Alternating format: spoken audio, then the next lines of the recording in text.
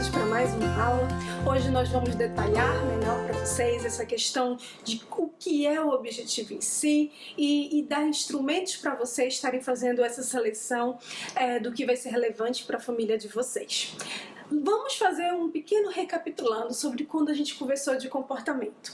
A gente falou que comportamento são ações, são coisas que a gente faz. Então, são coisas que a gente pensa, são coisas que a gente sente. E comportamentos são essas ações que a gente vai tendo. E quando a gente estabelece objetivos, a gente deve pensar nisso. A gente deve pensar em ações. Muitas vezes, como a gente já mencionou um pouco, às vezes quando a gente pensa no objetivo, a gente pensa não na ação, mas a gente pensa no resultado final. Por exemplo, o meu objetivo é que ele interagisse mais socialmente. Esse é um objetivo muito importante, mas se a gente for pensar, ele é quase que um resultado, ele é algo que eu quero alcançar, mas interagir mais socialmente, na verdade, ele requer várias ações que essa pessoa faça. Então, que ela cumprimente, que ela faça perguntas, que ela olhe nos olhos, que ela responda perguntas, que ela brinque junto com outras crianças. Tudo isso são ações que, quando colocadas juntas, levam a aumentar a interação social. Então é legal que a gente pense. E vocês podem fazer esse pensar nesses objetivos maiores, que são resultados, não tem problema nenhum. Mas é legal a gente fazer essa reflexão de, e hoje no dia a dia da minha criança, qual é a ação que se ele fizer, se ele aprender a fazer, vai levar a esse ponto que eu quero alcançar com ele? Será que é o contato visual? Será que de repente ele fazer mais perguntas? Será que de repente ele desenvolver interesse por uma quantidade maior de coisas e mais próxima à faixa etária dele? Então a gente deve sempre, quando pensar nesses objetivos que são maiores, que são resultados quase, a gente pensar também sobre quais são as ações que, se ele executar hoje, a gente consegue alcançar isso. A mesma coisa quando a gente pensa em objetivos que às vezes eles são aquela questão do rótulo, né? Então eu gostaria que ele fosse mais ativo, ou eu gostaria que ele fosse mais estudioso. O que significa ser estudioso exatamente? Novamente, tem várias ações que envolve eu prestar atenção na professora, envolve eu fazer as atividades da escola, envolve eu ler um livro, envolve eu aprender de repente a reconhecer as letras, envolve vários componentes. E aí a mesma questão que a gente deve se perguntar, se eu quero que ele seja mais estudioso, e esse é como se fosse a longo prazo, aquilo que a gente quer, o resultado, aquele rótulo, mas o que significa isso nesse dia a dia? O que hoje eu posso começar a ensinar para o meu filho que vai fazer com que ele consiga ser mais estudioso, que vai levar a esse resultado que a gente quer alcançar. Então ter esse balanço e compreender como de repente algo que a gente vê mais distante, ou nem precisa ser tão distante, mas que é um resultado ou é uma categoria, o que é necessário? Quais são as ações necessárias para que eu alcance esse local, para que eu alcance isso que eu quero alcançar com ele. Você pode, por exemplo, pegar uma folha de papel, anotar 5 objetivos que você tem, né, com a sua criança, 5 objetivos que você quer alcançar com ela, e em seguida faz como se fosse notas embaixo de cada um. Para alcançar isso, qual é a escadinha? O que eu tenho que fazer? Eu gosto muitas vezes de desenhar uma escada mesmo. E cada degrau eu vou colocando. Ele precisa aprender a fazer essa ação. Ele precisa aprender a fazer essa ação. Claro, alguns objetivos podem ser muito complexos e você vai requerer a ajuda de um profissional, de repente, para você estar discutindo exatamente, estar compreendendo essas etapas. Esse é o nosso papel, estar compreendendo essas etapas, mostrando às vezes um pré-requisito que é necessário, algo que precisa aprender.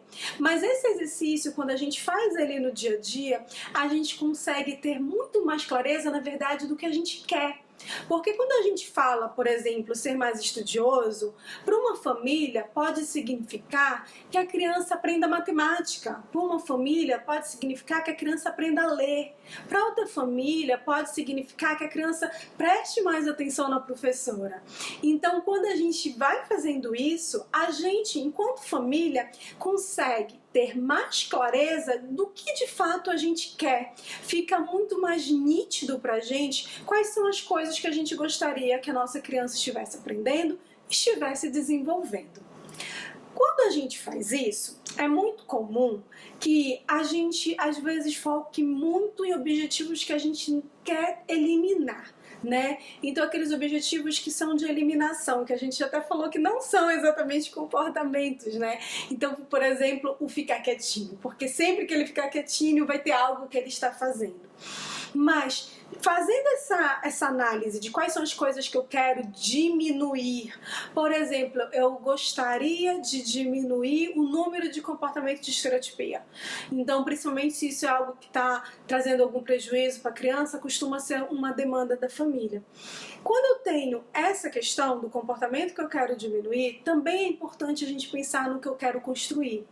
Eu gostaria que ele fizesse menos estereotipia, em geral está relacionado com, eu gostaria que ele brincasse mais, que nesse tempo livre, nesse tempo que ele está de repente ansioso, ele se engajasse em coisas que eu vejo que são legais para a faixa etária dele, que eu vejo as crianças fazendo, como por exemplo brincar. Quando, por exemplo, às vezes o pai está pensando, eu gostaria que ele diminuísse o número de falas repetidas que ele faz. Isso significa, em geral, que o pai gostaria que ele falasse mais de modo funcional, que a fala fosse uma fala mais comunicativa, fosse uma fala de fazer pergunta, fosse uma fala de fazer comentário. Então, esse eu gostaria que diminuir o número de coisas de fala repetida, será que ele também não significa que eu gostaria que ele fizesse mais perguntas? Que eu gostaria que ele falasse mais? Às vezes, quando a gente fala, por exemplo, eu gostaria que ele fizesse menos birra. Será que essa menos birra também não significa que eu gostaria que ele comunicasse o que ele quer e o que ele não quer para mim? Que ele me dissesse, não quero, quero fazer outra coisa, vamos ali, olha para mim, vamos brincar. Sempre que a gente olha para comportamentos que são de diminuição, que são coisas que a gente não gostaria que a criança fizesse tanto, é muito importante que a gente também reflita o que eu gostaria de ter no lugar. E aí já fica o segundo exercício para vocês. Colocar uma listinha, vai estar aqui embaixo para vocês uma tabelinha para vocês fazerem isso, tá bom? Vocês vão ter duas colunas. Uma vai ser o comportamento hoje que vocês querem diminuir. E no lado vocês vão colocar o que pode ficar no lugar disso, o que eu poderia ensinar, o que eu poderia colocar no local. Esse exercício é um exercício que eu chamo de construção, porque ele permite que a gente ensine novas habilidades e novos comportamentos para a criança. E o que a literatura mostra para a gente é que essa é a forma mais efetiva da gente alcançar o desenvolvimento infantil. Mesmo que eu tenha algo que eu quero diminuir, eu vou trabalhar nisso, eu devo ter questões e comportamentos e objetivos que eu quero construir, que eu quero aumentar, que eu quero que ele aprenda. E na medida que ele aprende coisas novas, ele vai deixando de fazer aqueles comportamentos que não são tão legais para ele. E lembrem-se, nunca deixem de pensar nos objetivos de longo prazo. Eu sei que olhar para os objetivos de longo prazo, muitas vezes, é uma tarefa desafiante emocionalmente para a família. Às vezes a gente prefere pensar só no agora, só nos objetivos de curto prazo, porque muitas famílias têm muitas incertezas ainda em como vai ser o futuro, em como a criança vai desenvolver. É importante sim a gente focar no presente, é importante a gente focar no agora, viver esse agora. Mas pensar também no que a gente quer alcançar, em como vai ser o futuro, pode dar muitos guias pra gente de quais são as nossas prioridades. O que é prioridade para a família de você? Cada família vai ter um sistema que é diferente e tudo bem. Então, para algumas famílias, a área acadêmica pode ser uma prioridade muito grande e muito importante. Para outras famílias, a questão de desenvolvimento social é uma prioridade imensa. Eles querem muito trabalhar que a criança se comunique mais, que ela interaja mais. Outras famílias, por exemplo, podem ter muito foco na questão de independência e autonomia. Quanto mais vocês conhecerem quais são os valores de vocês, quais são as prioridades para a família de vocês, mais fácil é pensar e selecionar objetivos. Muitas vezes, a gente pode se sentir um pouco preocupado, ou a gente pode estar pensando, será que esse é o valor adequado, será que não? Cada família é única e cada família tem um motivo em geral para estar com aquela prioridade, para ter aquele valor forte. Então, não tem problema. Converse com o profissional, tenha esse foco. Olha, minha prioridade é mais voltado para essa área, minha prioridade é mais voltado para essa área, porque eu vejo da minha realidade, do meu contexto, isso é o que vai fazer diferença para a nossa família.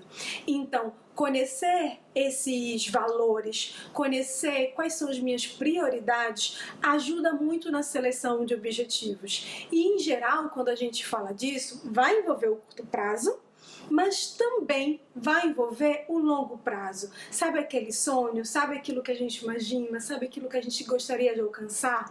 Pois é, isso deve ser como se fosse a nossa estrela guia.